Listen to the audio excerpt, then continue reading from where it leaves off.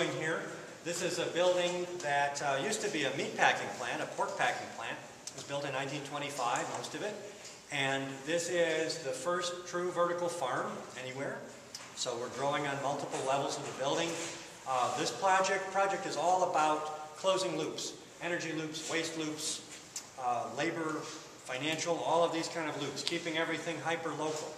So the concept behind it is taking what you have, not what you wish you had, but taking what you have, whether it's your waste products from other people, a waste building that was going to get torn down, and using it in a productive fashion. So we look for businesses to be tenants here that can consume waste and that are concerned about what happens to their own waste. And we pair them up so that businesses like the Kombucha Brewery, which makes carbon dioxide and consumes oxygen, is a perfect pair with farming. So in our farming operations downstairs and other parts of the building, you're producing oxygen and consuming carbon dioxide. So all you need to do is just exchange the air between these things. A little bit of filtration helps. Same thing with beer brewing. All of these processes, every human process, has a waste output that can be put productively to use in some way. And so if you can harness that, then everybody wins. Even if you're not using 100% of it, it doesn't matter, because even if you just knock 10% of the energy consumption or even the waste disposal costs off of a business, that's 10% more that they have now.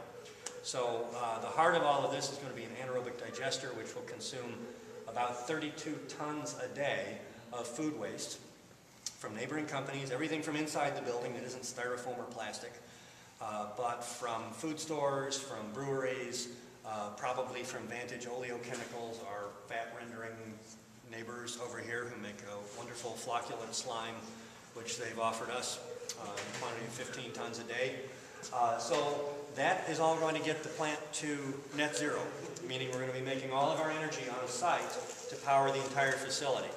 So one of the other points of all this is to prove that you can take something that was cast off. This building, when I bought it, was described as a strip and rip. You strip the stainless steel and the copper out and you rip it down. That was the perceived value.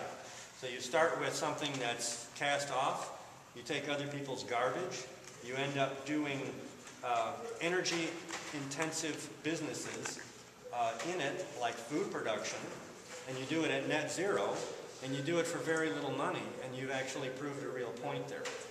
And you know, one of our primary points is, if a group of creative, kind of crazy people can do this for very little money with other people's waste, what is corporate America doing, and why can't they shave 10, 20, 30, percent of their energy consumption off?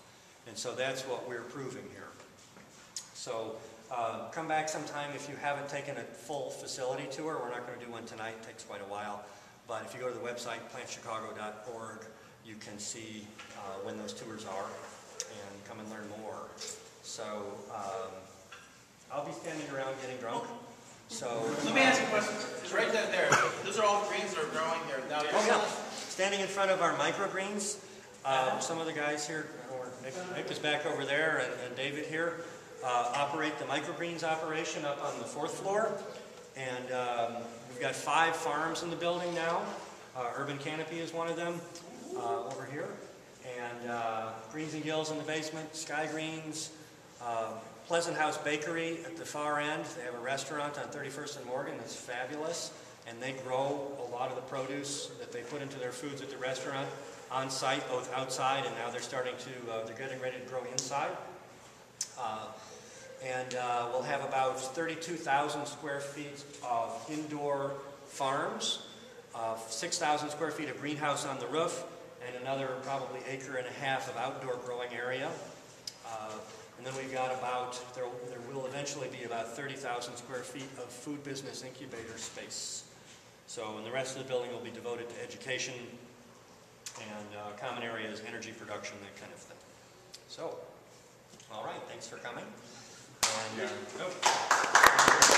And,